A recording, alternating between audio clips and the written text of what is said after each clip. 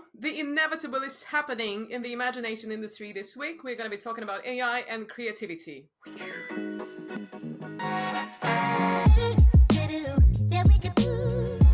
Maria, why don't you introduce our guest right away? I love comics, and I'm kind of into AI. Everyone is into AI these days, but this is the person who actually explains AI via comics, the best combination ever. He's also behind the project called 2049. We'll be talking about all later. Let me introduce to you Fawzi Ammache. Hello, hi. Hey, Hi. hey Maria, hey Irina. Thank you for having me here. I'm excited to talk about this stuff. Anything related to AI and comics specifically. Be And careful what to wish for. Okay. Anything, let's go. Okay. So we've learned about a lot about you in the recent days. So you are an engineer, obviously you are an educator, creator, and I wonder if you had to choose one of those, and like to identify yourself, what would it be? Like, if you introduce yourself to your new friends or in the job world, how would you introduce yourself?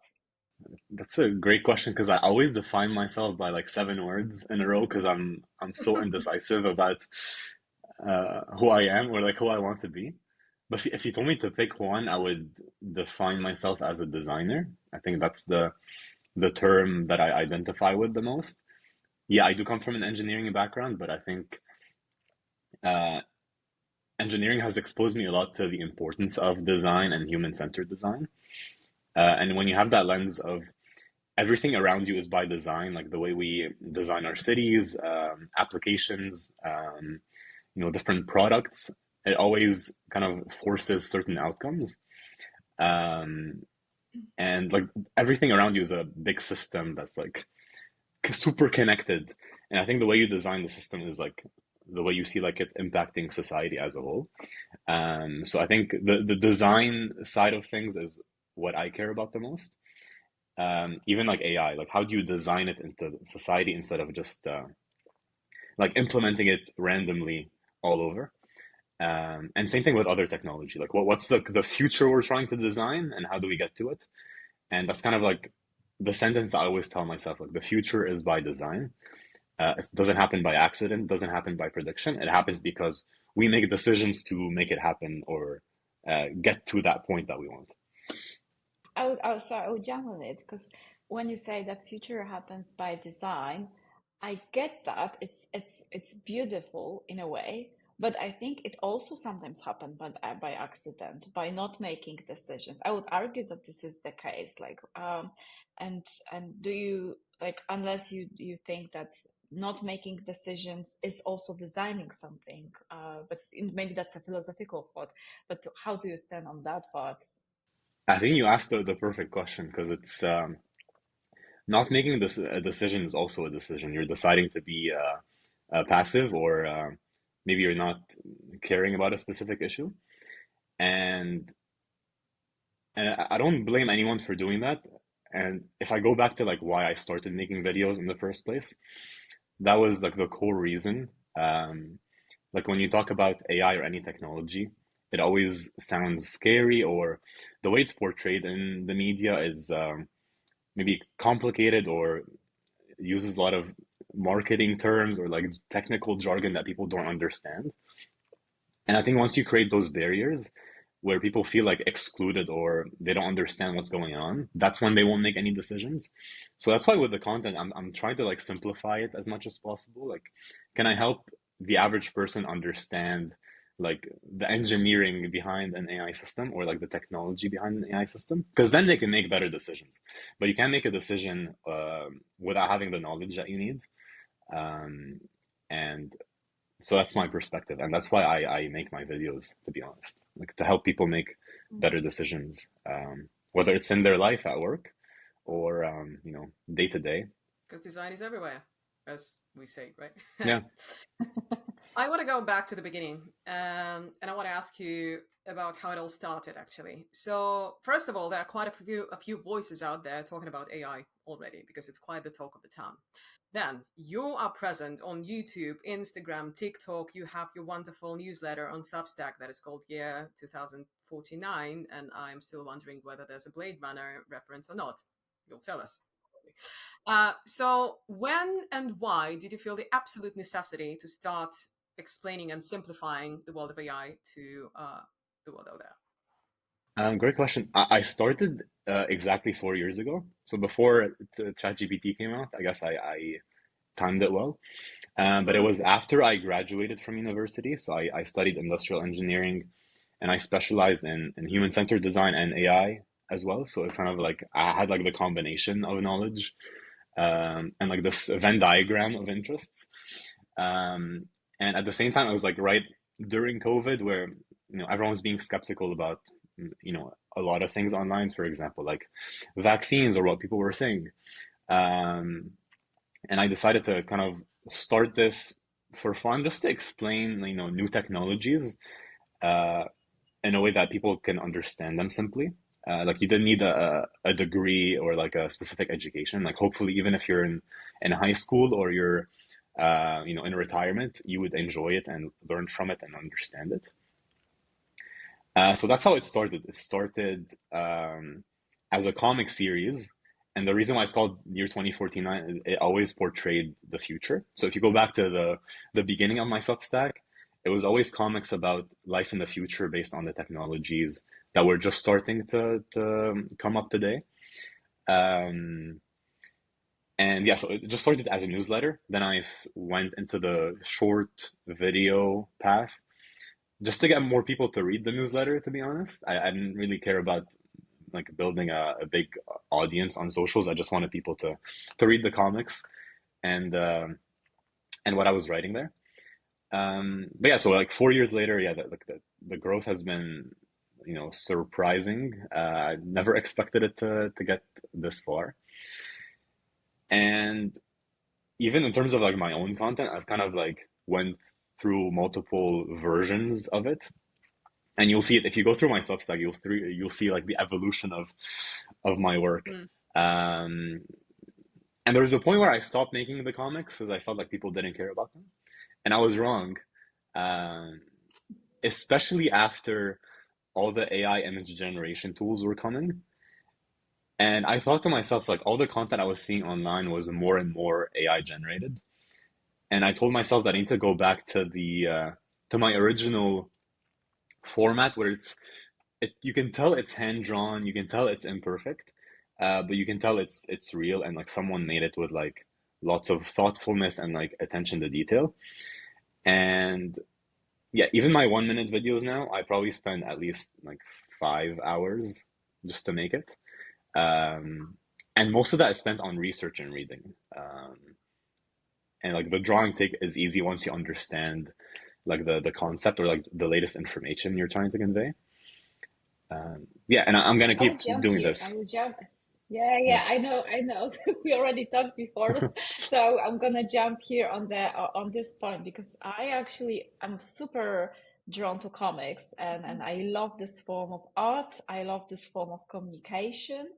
And actually when I saw you first time, I saw your style, like my immediate connection was to Tim Urban's work. Wait, but why? I'm not sure if that was inspiration for you or you have other inspirations because, like, in a way, it's a content, it's educational, but it's for me every time someone just take a pen into their hands, they are artists immediately. Yeah? So for me, that's also, a process of defining your style. So how was it for you, and what shaped your visual style?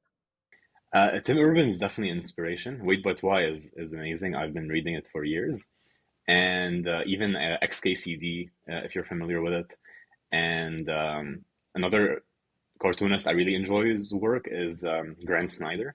He makes like poetry comics, so it's not really like tech focused, but it's so expressive and well made that I love reading it. But even in terms of style, I think even my style has evolved a bit. when I first started, I had two characters that were kind of like, had like a specific personality and like a specific look. I'm not the best artist, to be honest. I think I'm good at like conveying like a metaphor or visualizing something. I'm not really good at like the detailed, like, body shapes and environments. Mhm. I think I use it more as like expressing a metaphor. So I've kind of evolved into making stick figures that are with more like visual elements, like like the colors mean something, or like the objects mean something, or I make something super exaggerated. Like I don't try to make it realistic anymore. And one of my inspirations to kind of go down that route as well is Scott McCloud. He has a really good book called How to Make Comics, I think. I need to look it up. But Scott McCloud is the author. And I remember this part where he showed the spectrum of, okay, you can draw something super realistic, or you can draw a stick figure. And on the realistic figure, he said, when you look at this, you see someone else. But when you look at the stick figure, you see yourself. Like everyone relates to the stick figure because it's the most basic Mm. form it's like the common denominator for all of us. But once you add like hair or like every detail you add kind of makes it less relevant to someone. Um, so at the same time, like I'm only good at drawing stick figures for now, but at the same time, it helps it make it more universal. And you can use other elements to kind of make it more like alive, like the colors, the objects, and things like that. Okay, so as a creator of stick figures, and as a designer, and as an engineer, and as someone who has a background in human factors and AI, as you describe it yourself, you're also describing yourself in your intro video on YouTube as a creator. Obviously, because there's a lot of creativity, drawing involved in your explainers. So we're here trying to define who a creator is in today's digital era with all the AI stuff and all of that. So how would you yourself define who gets, this label of a creator today? T-shirt. Who can get the T-shirt Who can of get the creator? t-shirt? I am a creator. I mean, on Instagram, all it takes is $20 to get the verified check mark. So that's one version of it. um, Honestly, I think first a creator is definitely not someone defined by a number of followers, I would say. I think the more I make videos, the less I think the numbers are relevant. Maybe like the numbers give you more opportunities. Um, but I think a creator is anyone who's spending time working on something for free, for fun, something creative, and sharing that with the world, whether it's to like entertain them or teach them something new or get them to think differently. I think those are my criteria. Like, are you helping people have fun or like feel entertained? Are you teaching them something, or can you make them think differently than what they're used to? Um, and it's like you're creating an effect. Like that's what the creator should mean. Like you're creating an effect with someone else that you don't know across a screen. So that's how I would define it. I love it so much. I love it so much. Maybe some people listening to us will not like the part when you said they don't make money. They're doing it for free. So I think a lot of people are looking how to get into the job of being creator. But other than that, no, I'm kidding, obviously. But other than that, I love the distinction you made, and I think it will get a lot of people thinking about their content in which category they fall. Yeah. And I have a question for you, but a part of that, I would like to connect to this what you just said and where you think you are in which category, in which category you would like to see. But my question apart from that is, and you also talked about this that in today's world, when someone's talking about AI, there is a lot of jargon, there is a lot of I don't know, even false information, exaggerate information. And I kind of see when I listen to your content, you are not um, overly excited, you are not cynical, you're not too critical, like you're very informative. And then, and the question is, it is being in the middle ground somewhere important to you?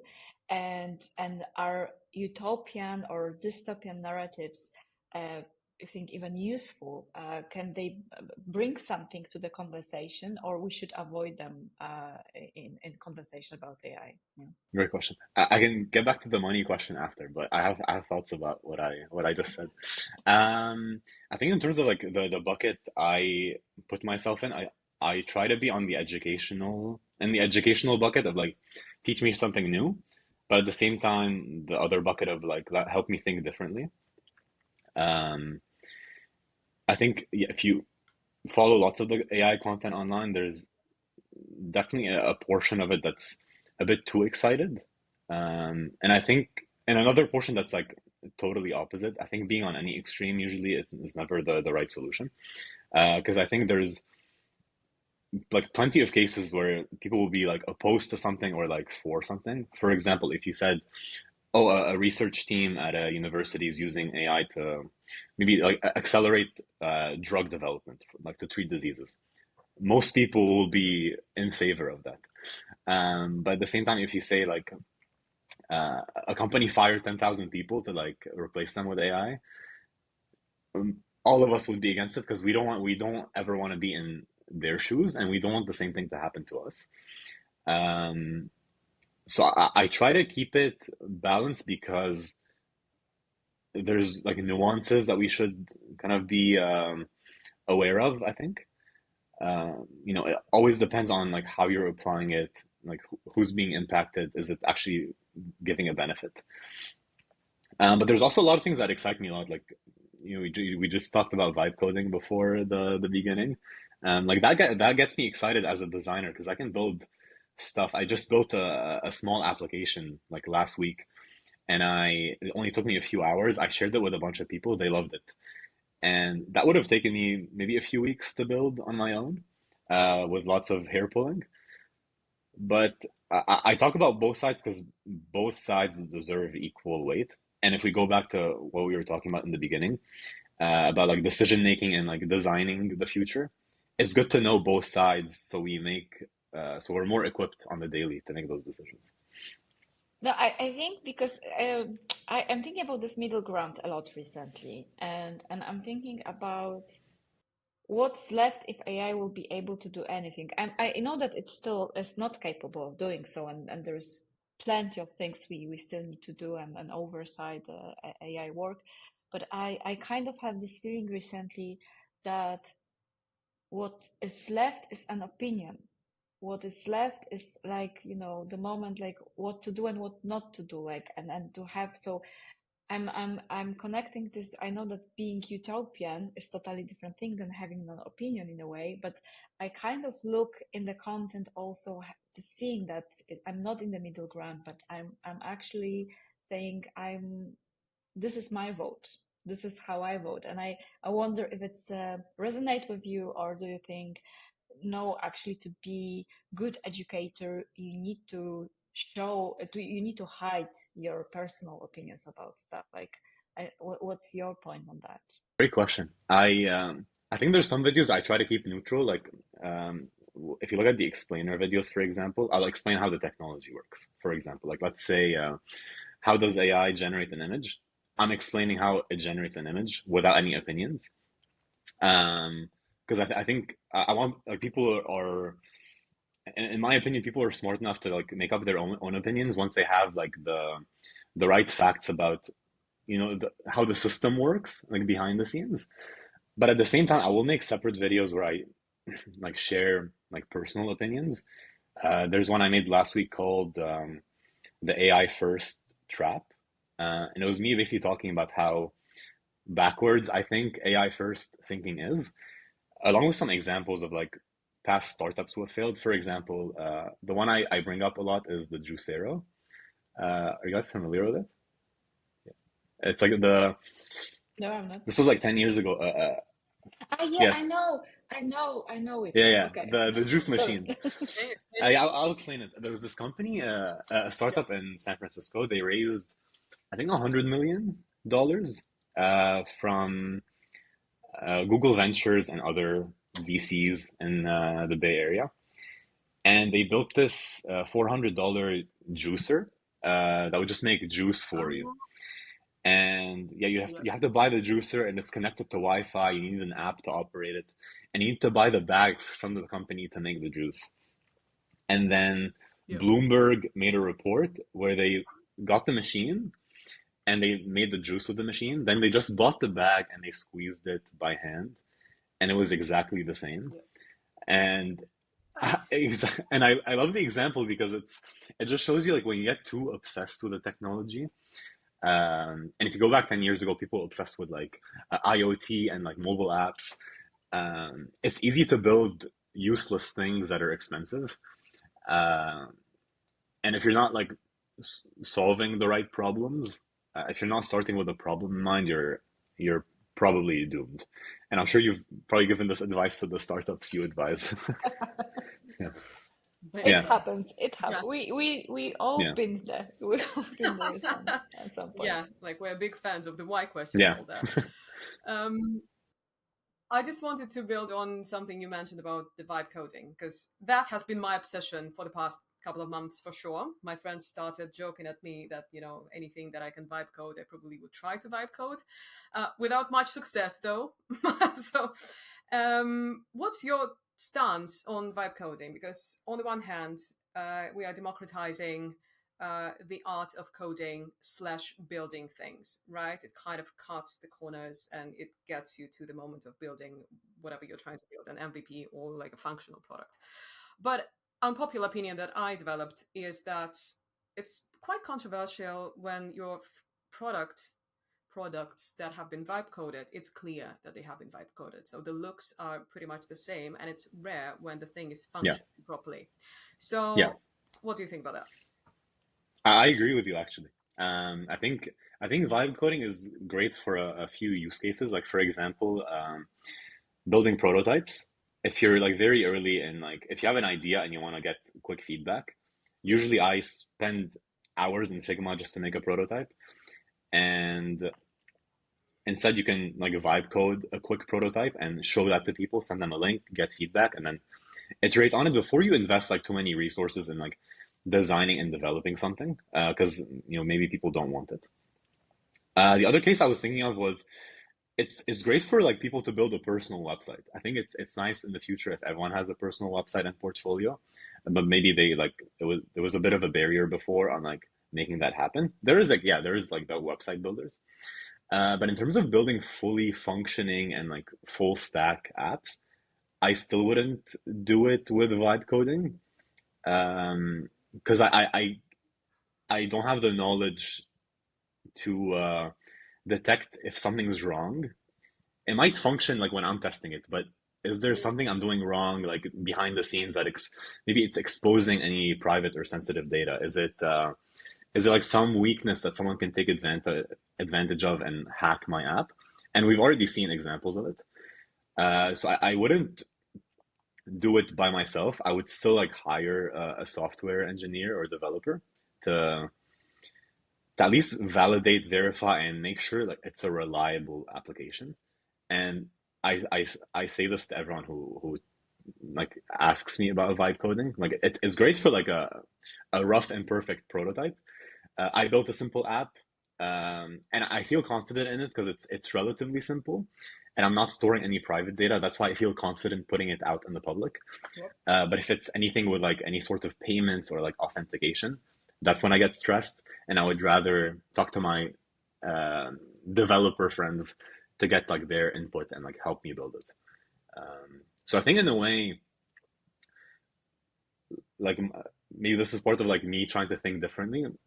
In the future, maybe there's more demand for software developers and engineers because there's a lot of half-done apps that need to be kind of like Ah, polished and like put into production.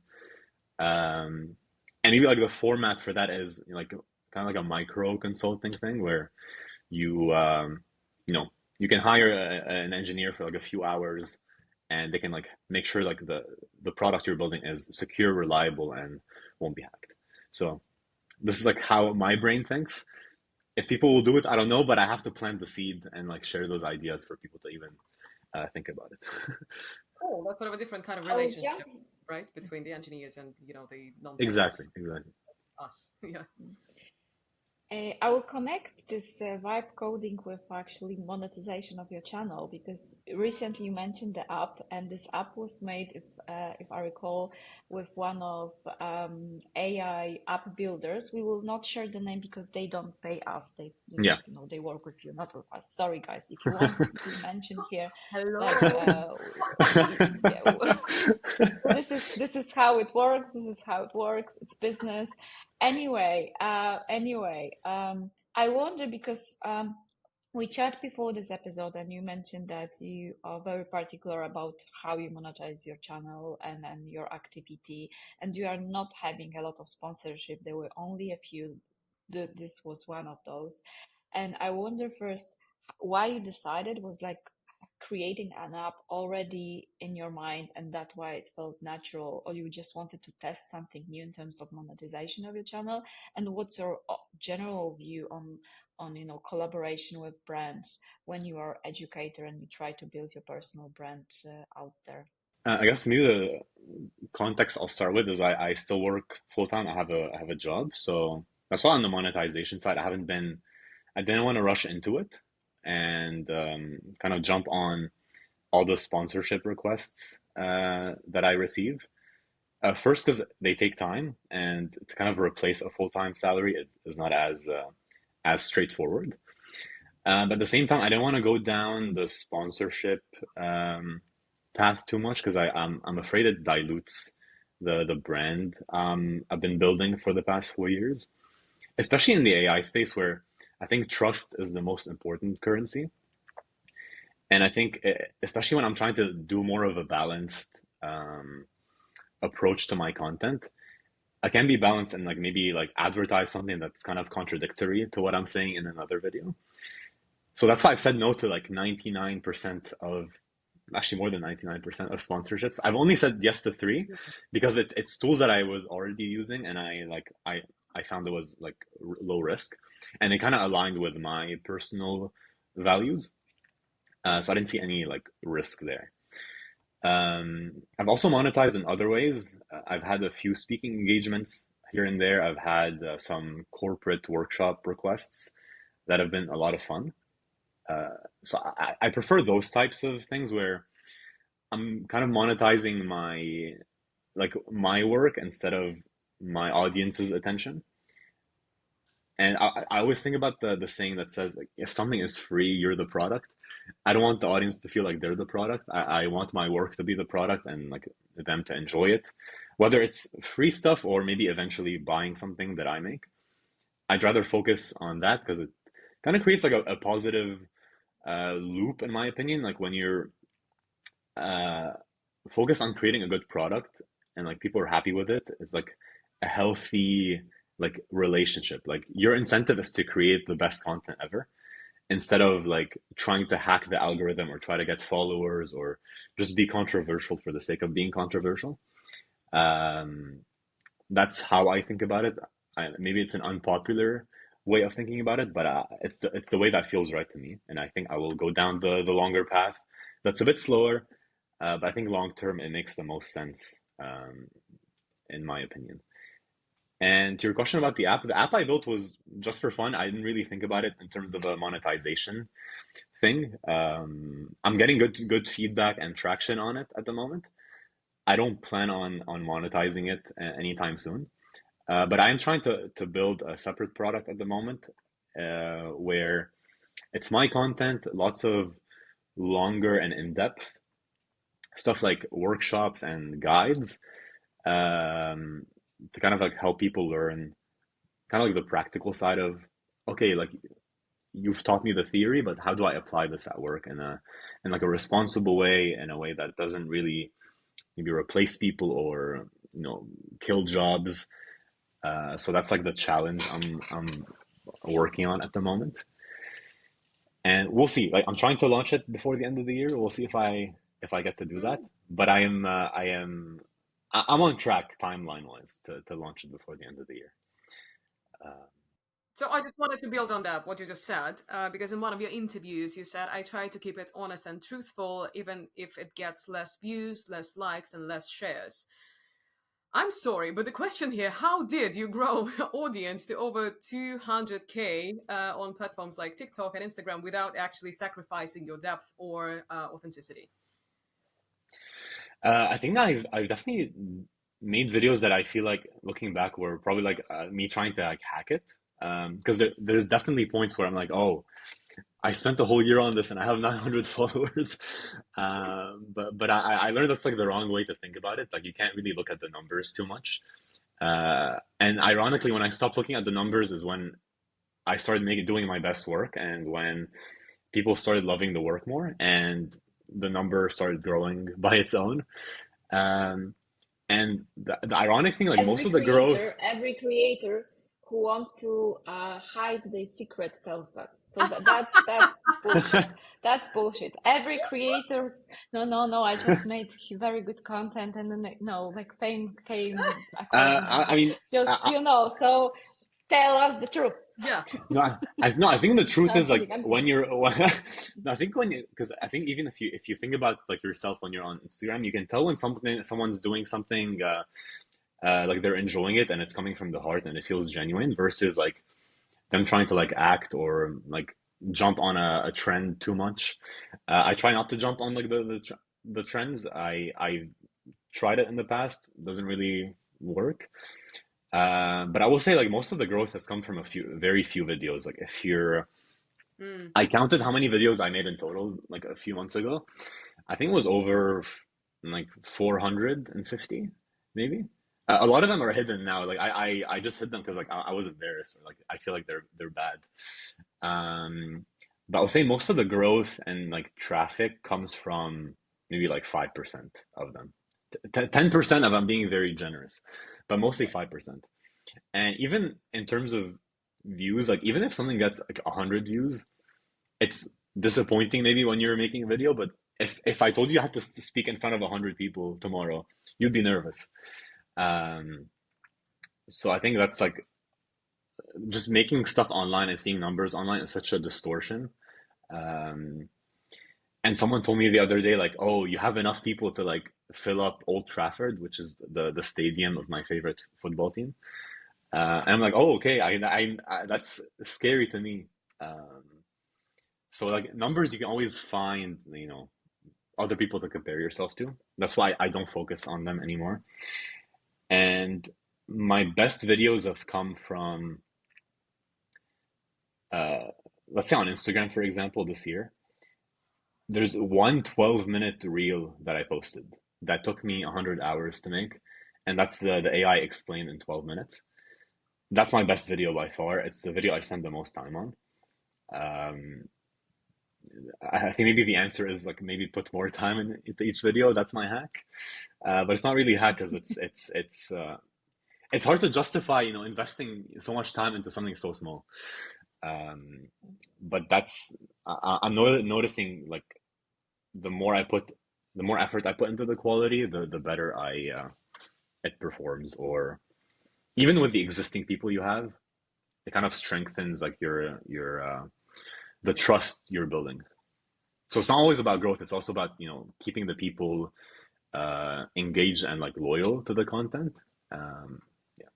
What's something? Because like you and I was challenging you, but I do agree that the content is the most important. Like I think distribution and being good at it, it's part of the business, but the content itself must be there as well. But I'm thinking when I watch you, like you choose narration to simplify stuff. And I wonder if there are topics that you cannot talk or you decided not to present as they're too complex. And you, like you said, okay, I cannot simplify that. I need actually 2 hours to talk about this stuff. And I'm not able to do it in this format in I'm communicating right now. And Yeah, if there is such a topic, what is it? So we can now jump and talk for the next 2 hours. I mean, for the short videos, I definitely have to. I don't want to use the word oversimplify, but I think I exclude some details or like technical details. I think maybe like a non-technical person doesn't need to know. I think as long as you have the general idea of it, that's what I try to focus on. But if something takes longer to make, I think that's what I'm trying to solve with the product I'm building at the moment with the longer content. Because I would like to have more space to talk about things in more depth. But I also realize Instagram or like TikTok isn't always the best place to do it because people aren't in that mindset of, yeah, give me like a half-hour lecture about this. But they might be in the mindset for it if they're at work, for example, or on their laptop, they're looking up stuff, trying to learn. Um, and that's kind of like what the mindset I'm trying to go after with the product I'm building. Like, someone at work, they want to learn. They're not gonna go on my Instagram page and, watch my videos, but they will be on their laptop, like watching stuff and like reading stuff and maybe trying out some like practical exercises. So that's the direction I'm trying to go into. Kind of expanding on the details. Cool. I'm going to ask you something that sits very close to my heart, selfishly. So you have a corporate job and you have the universe of your creative endeavors, right? Simplifying and explaining, doing all of this creative stuff with AI. Obviously, your finances sit within your corporate realm, right? So that's where you get the money from. And from then, I can see two pathways. First of all, it could mean that, you are financially stable, you have the stable income every month, the salary drops onto your account, and then it allows you to be as creative, as wild as you want, technically unleashing your creative inner monster. However, it might actually drive you into some sort of creative laziness. You are safe, that's why you will be inconsistent, or you will be making videos whenever you want to. And if creative pathway was your full-time job, that's when, in my language, there's a saying, if you are sitting with your ass on a frying pan, like that would be the example of that. Like you would be sitting on a frying pan, just trying to execute because you don't just have to, you literally have to. Where do you sit in this equation? Does it force you to be more creative, or does it just create this like safe feeling? It probably creates like both, maybe. Like now that I'm like thinking about it out loud, like first it's nice to have a stable income and Yeah. and not to worry about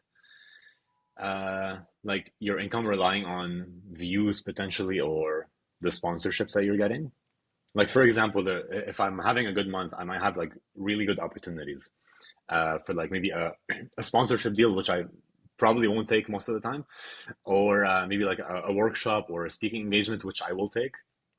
But maybe there's like a couple of months after where you just don't get anything because maybe nothing's getting traction or the content wasn't as good. And I don't want to be in like that situation of like stressing over money if like the content's not performing well, because then that would make me sad or like make me do content that I don't want to do. Like then that's when I would start hacking the algorithm to kind of like get the views or the engagement that I want. And for me, I'm like, there's a specific type of content I want to make. I'm a bit stubborn with it, but I know it's useful and people like it.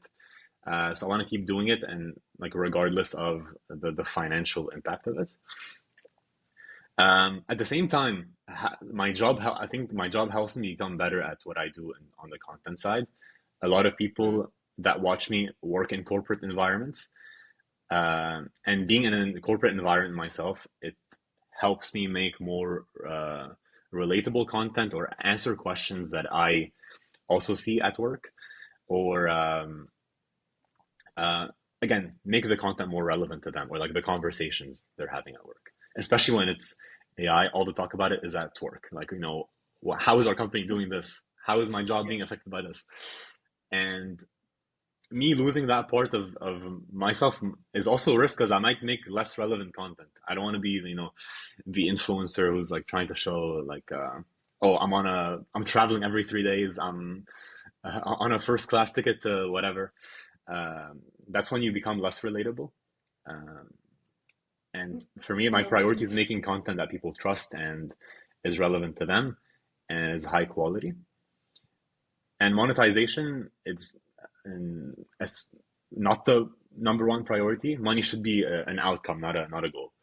And I think I can get there with the new product I'm building. Um, but I'm trying to do both, to be honest. We'll see how that goes. And I've been doing both for 4 years. I think because you mentioned that you started doing this before it was cool, which Yes, is I pride always a good myself. thing. I pride myself on this. Totally, you should. And obviously, we all are interested. For us, it's also related to our jobs here. But a lot of people is interested, and I think the adoption rate is amazing. And then, like, I don't almost know people who don't use AI. And with that, there was also like a number of AI content creators, which some of them not necessarily were coming from AI field, from engineering field, having the theoretical knowledge. So there was a lot of prompting, like prompt engineering. I think that was the first wave. Like, I will tell you how to prompt, and that will be job of the future and stuff. Um, do you think that this kind of content and this content style and approach uh, is more harmful, or actually it is helpful, even if it's not coming from the real knowledge, but it's, people are Coming from the heart. preaching something and learning along the way, let's call it like, Oh, good question. Um, I don't think any content from someone who's like on a learning journey and like being genuine about um, you know, what tools can do or can do is harmful. I think if you're someone who's curious and you're like sharing stuff, I 100% encourage you to do it. I think there's always a need for good education, no matter where it's coming from. Um, but I definitely wouldn't like a non-expert maybe shaping like big perspective or making big claims. Because I do see that sometimes where people just like kind of make claims based on just misunderstanding the technology or like the latest research. And even myself, I don't see myself as like the top expert. So I try to focus on like the things I feel confident in. And if there's something I don't feel confident in, I will refer or like recommend someone else's content who knows things way more than I do. For example, my top one book recommendation for people this year is a book called AI Snake Oil, because it's so well written and explains the limitations of AI so well. And I think people who read it will like come out of it feeling reassured because they've seen a lot of bad predictions online. Um, and people were surprised when I recommend like not anti-AI stuff, but just like AI limitation content. Like Mhm. I care about that as much because it's not like perfect or what people advertise it to be most of the time. And we need that balance always. Um, and I hope whoever's making content about AI is being, genuine and honest about it. Um, Instead of maybe again focusing on the money first and then people second. I hope they focus on people first and then money second. That's the path I recommend. It's slower, it's less cool, maybe gets less views, the growth is slower. But again, for me, it's all about, do I feel good about the work I'm putting out? I Mhm. care a lot about that. Um, but yeah. Okay, for the wrap up, I have sort of a futuristic question. So, the science of trend forecasting tells us that there are multiple futures that are possible. With all of the things that you are seeing happening with AI right now and like leaning into these trends and seeing some weak signals, what do you think those futures are, and what is the most probable future of all of those different things that might happen with AI? Oh, okay. that will be That's it. That. quoted all over the internet. That will be quoted in every futuristic Oh, report. sorry, my Our my. friend is actually a futurist, so like we will connect you guys. No Yeah, pressure, no pressure. Go ahead. no pressure at all. Oh, so my internet. Oh, I need to go play tennis now. Actually, sorry. This is the Got you. future. Um, Tennis is the no, future. no. Honestly, that I love this question because I've thought about it, and even going back to like the name of the like year 2049. Yeah. I always think about a comic book I want to like draw, and I do have an idea that I want to for a story I want to make. And it's exactly about this question, like what does that future look like in like 24 years exactly? Yeah. Because we're closer to 2049 than we are to 2000, and I feel like it's hard to like remember that sometimes. Um, I think versions of the future, I always look at the extremes and then what's in the middle. There's the utopian future of like, oh, AI cured all diseases. It's maybe making the world more equal again. And when you talk like that, people are like shaking their heads like this guy is crazy. And yeah, it might be, but that's like one version of the future where everything goes well because we all made very good decisions, I hope. Maybe that future we have a 4-day work week or a 3-day work week. Maybe we make more money. I think we would all love this future. Whether it's possible or like whether we'll get there is a different question. Then the opposite dystopian version is um, if we all make the worst decisions is people over rely on AI for everything and they implement it everywhere and it's just chaotic. It doesn't work, makes mistakes. Maybe it's impacting people's like learning or development or decision making because they stop feeling intelligent enough because someone told them this model is more intelligent than you and will always be more intelligent than you. Kind of like the Wall-E future. If you've watched Wall-E, all the humans on the spaceship leaving Earth because it's destroyed, and they're all fat and they don't do anything. There's a screen in front of their face, and they get food delivered. The more I talk about it, the more I see the parallels with today. But I think there's also the version in somewhere in the middle, which I hope is the future that we get to. I hope we get to a future where we all have jobs that we love, um, that we get to pick, that pay us well. I hope we get more time for ourselves to have fun, whether it's with our friends and family. I hope we work less. I do hope we get a 4-day work week. I think it's possible. Um, Even with current technology, I think it's possible. I think if you give people 4 days to do their work, they will get it done. If you give them a 3-day weekend.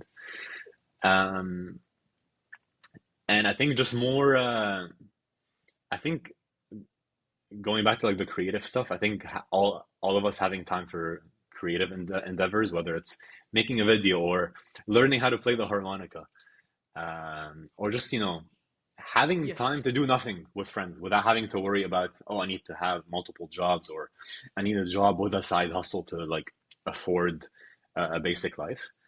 I hope that those problems are solved. And which one's more likely? I don't know. I think what I'm trying to do is give people the facts they need to uh, make those decisions in their personal environment. Whether it's like, what career do I choose? What do I teach my kids? What do I invest in? What companies do I invest in? What products do I use? Or who I vote for? Hopefully, what I'm creating for them in terms of videos and like articles or comics helps them make those decisions, makes them a bit less daunting. But it's better than making no decision. Going back to our first. Right. I love that in 2 out of 3 versions of the futures, you are manifesting for a 4-week, for a 4-day work Yeah. week. So Yeah, I mean, that's you always just have to go cool. back to what do we care about? I think if you just have to ask people what they care about. I think everyone would love a 3-day weekend every week. Um, What's not to like? yeah, exactly. Or like less Sure. emails, for And example. Like let's solve the yeah, boring there problems. already is there Yeah. already is a startup that's actually taking over your mailbox and doing all the communication for you. So there already is something like Mm. Oh, this happening. I think if A you quite big start thing, actually. with problems that people find boring, like solve the boring, unsexy problems around you, like people would love it. I think Yeah. another reason people hate AI, just people keep pointing it or aiming it at things that they want to keep doing, like creative work, writing, and music, videos. Again, that's why I think you see a lot of pushback. So the Um, boring first approach might be the approach. Exactly. Right? Yeah, I mean, Yeah. even like outside of AI, if you look at very boring businesses, they're usually the most successful because if you look at like waste management and like plumbing, those are essential things that people can't live without, and they're probably the most lucrative because everyone wants to have like the glamour of I have I'm famous or I have a successful company or I have this job. Um, and I think you can apply it Yeah. to AI applications as well. Okay, dessert, guys, dessert. So we have three questions for you, and if you could just answer with one sentence or one word even. We want to go quick, so it's gonna be quick Okay. exchange. First money you ever earned. I opened a restaurant in my kitchen, in my house's kitchen as a kid, and I made my grandpa pay me for a sandwich with the groceries he bought. It was Good $5. one. One big thing you hate about being creator. Feeling like you always have to be making stuff. Otherwise, like people will lose interest. Three names. Who are you following, or you think people should follow? Maybe we will reach out to them to invite them here. Like, what are the names of the creators? You can spread some love online.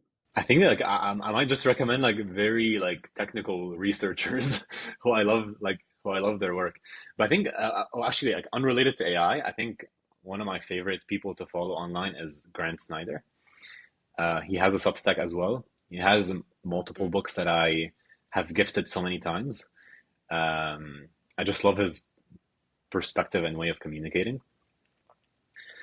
Um, Other content that I like is this YouTube channel called I'm gonna butcher this. It's in German. It's Kurzgesagt. Kurz gesagt. Yes, Yes.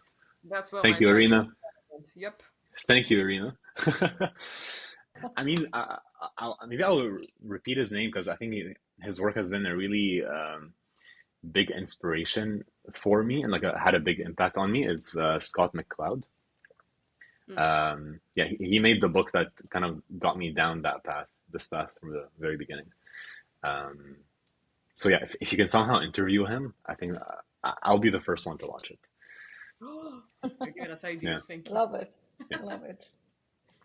It was wonderful, wonderful discussion. Thank you so much. I hope you Yeah. like it as well. And thank you for sharing all the knowledge Yeah, thank you for having me. and It was vibes. a lot of fun.